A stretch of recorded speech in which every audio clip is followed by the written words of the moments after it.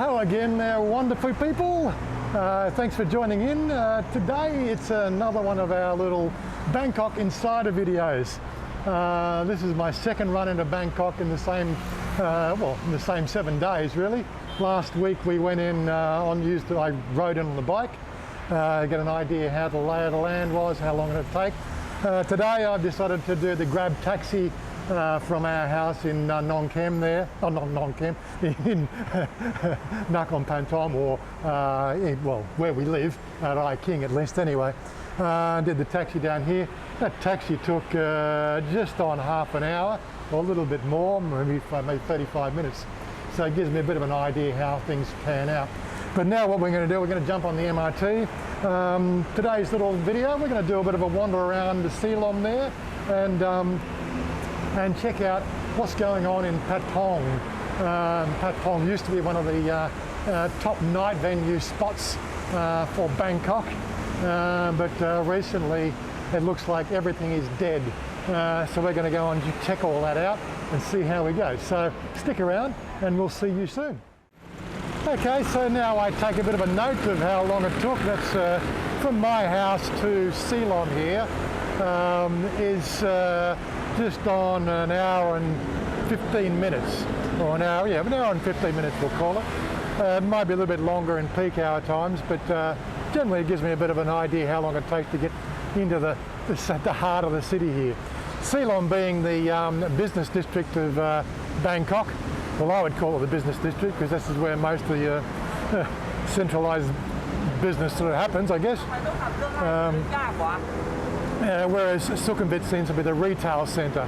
Just across here we got Lumpini Park, and of course on the other side of Lumpini Park there you will have the the Australian Embassy. So if you're ever looking for the Australian Embassy, this is a good place to get off. There is one station closer down on the MRT line, which is the Lumpini station, which is one more stop down going east. So you can definitely sort of, take advantage of that if you're wandering around. I'm actually up here on the Sky Train, or the Sky Walk between the two stations. So on the MRT line you've got the Silom MRT, and of course on the BTS line the adjacent station here is Saladeng. So don't get confused. It can be a bit challenging sometimes for a newcomer into the heart of the city here. Now, I think I made reference in our last video, our last daily live video, about where you get taxis from.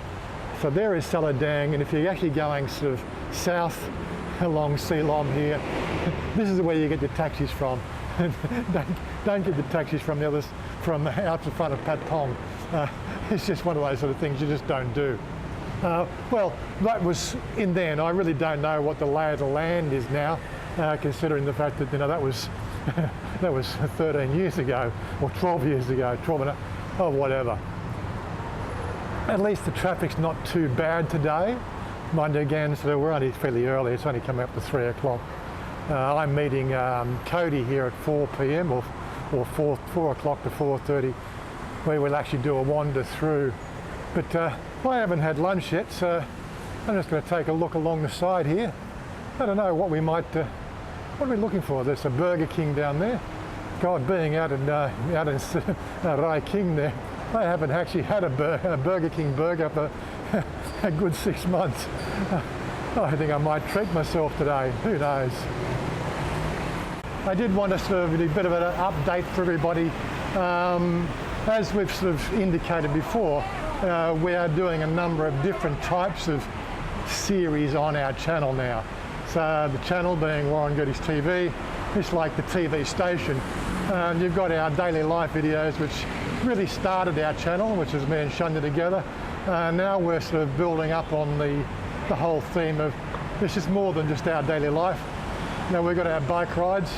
I'm aptly calling our bike riding stuff Bangkok Bikers, and that is a playlist down in the channel description below. If you come to the channel, you'll first see these playlists, aptly titled for biking. And of course this series here is our Bangkok Insider.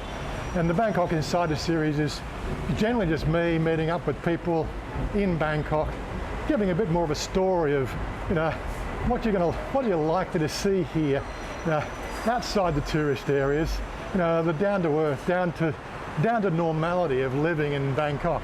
Although I personally don't live in Bangkok, I have been coming to Bangkok here for, well, since 2005. So I know a pretty good amount of the lay of the land, and I'm still learning stuff. So as we build up this series here, you'll learn stuff too. So that's what we're doing, the Bangkok Insider. There's been quite a lot of changes around this area in the last 2 years.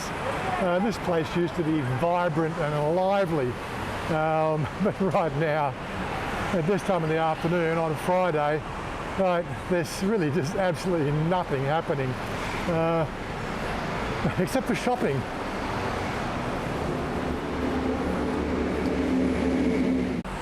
So I'm trying to again remember back 13 years ago when I met Chanya. It was somewhere along here, but even the front faces here has changed in 13 years. I do remember the central complex, and this is of course where you get your taxis from, but I don't recognise anything there. I see there's a Starbucks on the corner, but Starbucks, I'm fairly sure it wasn't a Starbucks we met at 13 years ago, that's for certain. There is currently quite a lot of construction going on in Thailand, which is really the elephant in the room when it comes to what's happening here with the whole opening up. Well, at least in my opinion anyway. There's all the talk about opening up for November 1, which is only 3 days away. Yet what we're seeing is the fact that construction industries and the stuff that really makes Thailand for a place to visit is the low-paid workers. And what we're seeing now is all the news articles about the fact that, well, they're going to open up Thailand, but they're not solving the problem of the illegal immigrants coming in from Myanmar and Laos. Myanmar, I think illegal immigrants from Myanmar, there's something like 80% of the illegals coming from that location. And that's causing a few waves in the whole industry. But the problem is they come in, they don't have any vaccination certificates, they don't have any quarantine, they don't have really anything. So in my mind, we're going to see an opening on the 1st of November, yet what we'll also see is a resurgence in the pandemic here, or the Plandemic as I like to call it. It just seems like there's nobody ever thinking about stuff, thinking about the consequences. What they should be doing is really stamping out all this industry and legal movement of the adjacent countries and get the Thais back to work. But hey, as we say, this is Thailand. This used to be another little popular street here. Patpong, I think, is just a couple more entrances down, but there's a few eateries along here, and there used to be a sort of a vibrant area outside Patpong, but I don't know how it's going these days. There was a taco joint here. I don't wonder if it's open. I haven't had a taco for ages. So I was saying to Psycho earlier today on the Discord that one of the things that really is a difference between where we live out in King compared to here in Bangkok is you can just about pick up food, any sort of food, cuisine, within walking distance, and no matter where you are in Bangkok. Whereas I'm sort of limited to things like Grab Food, Kentucky Fried Chicken, and what we can get at the local markets. And of course the frozen food selections, because I don't have a full kitchen yet in the house, but that'll happen and get changed and, at some stage in the future. But it does sort of mean that getting into Bangkok, what are you going to eat? It can be sort of quite a challenge just to try to think of something. Not quite sure what they're doing here. Looks like they're getting some meals ready for the locals. Probably some sort of food drive going on because Thais are still struggling to sort of put bread on the table, that's for certain. Well, I was only just popping in for some tacos, but look at what they give you. They give you some nibbles to go along with it as well. She's already taken the corn chips away.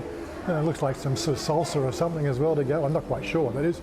I'll give it a try anyway, but I came here for the tacos. I haven't had tacos for so long. So I just met this young gentleman here, Wolf. You own the bar? You own? No, I'm just a volunteer for the Bangkok Community Help. Oh, so this is a community help drive? Yes. 500 meals going to? 500 in the morning and 500 in the afternoon. And where do they go to? They go to Klong Toi and other areas where people need food, where they don't have any income. Sounds like an absolute champion thing to do. Well, we do it, And the salsa place is helping you out with the food? Yes, we have a lot of volunteers who come here, and also at Soi 10 at the Sunrise Taco office, where we also prepare 2,000 meals a day. Wow! 7 days a week. Oh, well, that's good to hear. And other bags with necessary food. So, is there a place where people can contact you? Yeah, they can go onto Facebook. Facebook. Look at Bangkok Community Help. Okay.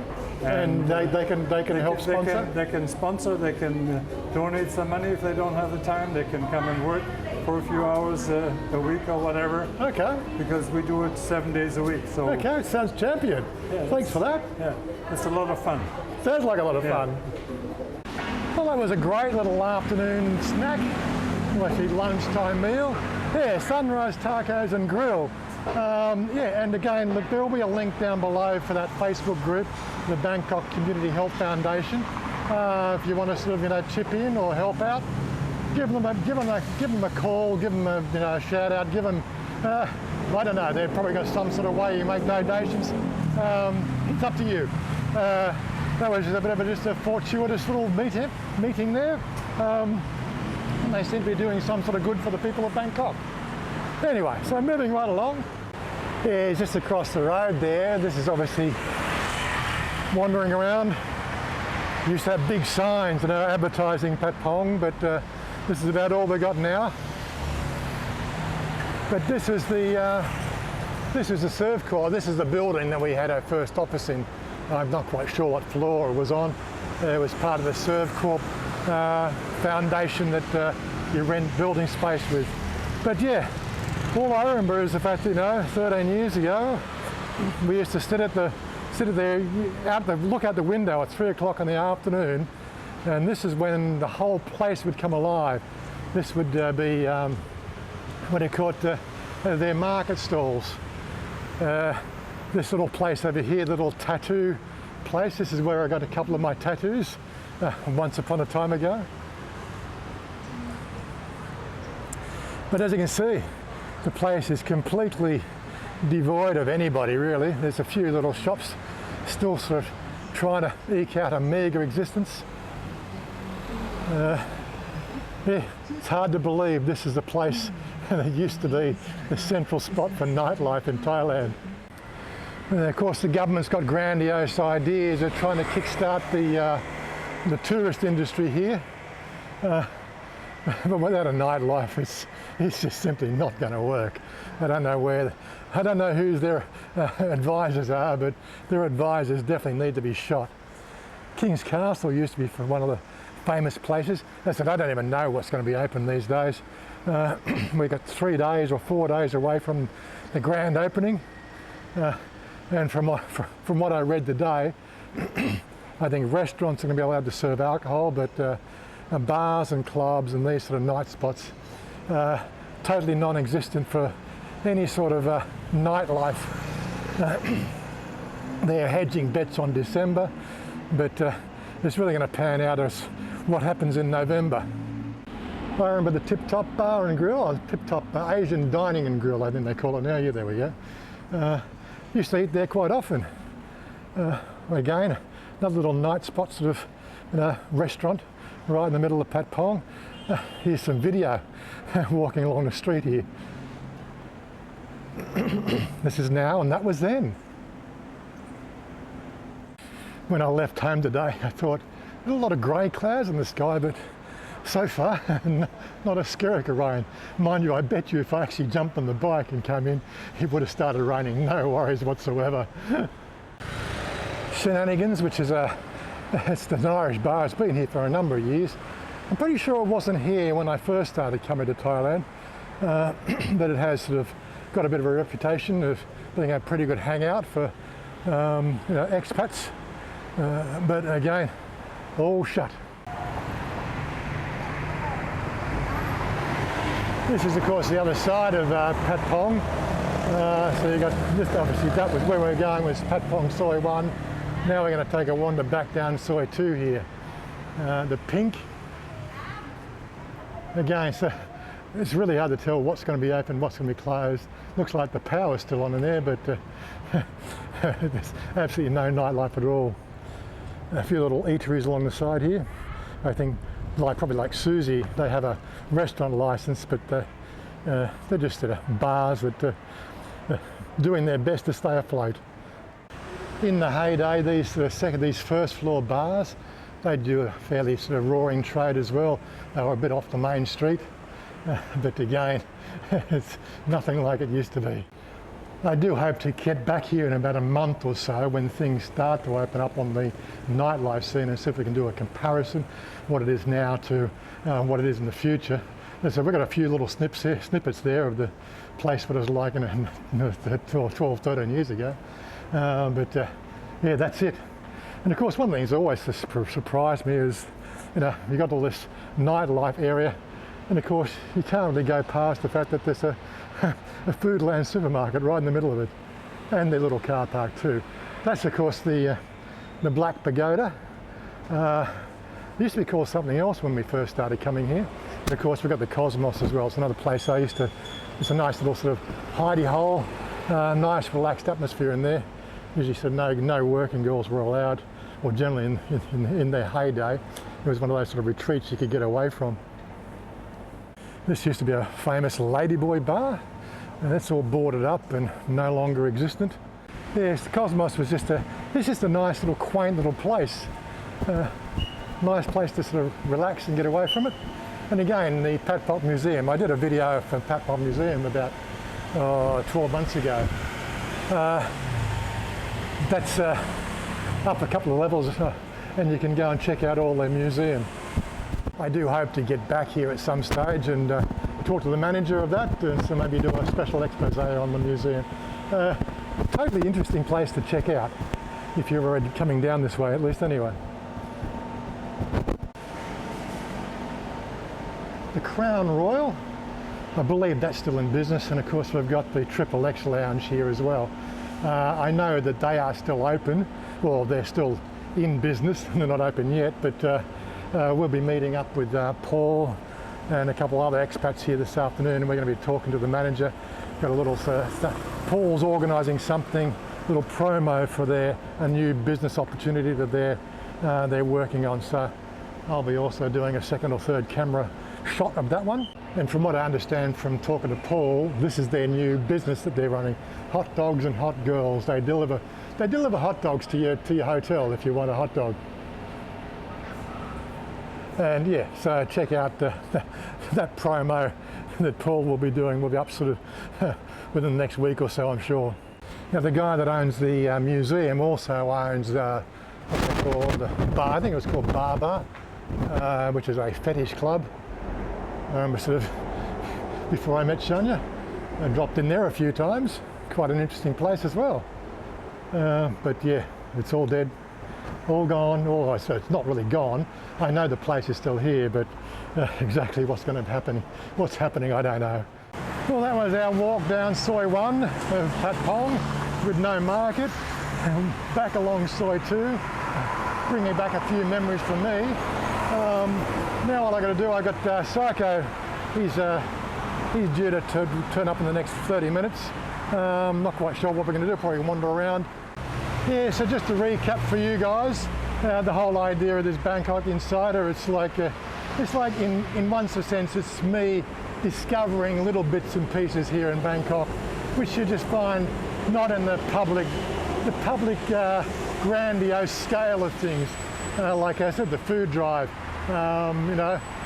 Never knew that was going on. Little things like that, are just going to pop up. Now that I know the place fairly well, we'll have more and more of that sort of stuff coming in, finding out, working with different expats and vloggers here in Thailand. As I said, I'm planning to do something with Pat, Bangkok Pat that is. You've met his channel. If not, there's a link for Bangkok Pat there. I give him a shout out. He's doing really well with his channel. He knows everything about Bangkok, and that's why he can teach me a few things. But it's just one of those things. I just can't believe how much Bangkok has changed, even in the last 2 years. It's just it's one of those really eye-opening situations. But yeah, as this series progresses, I will find out more, and so will you. So stick around, and we'll catch up with you later on down the track. I want you to leave me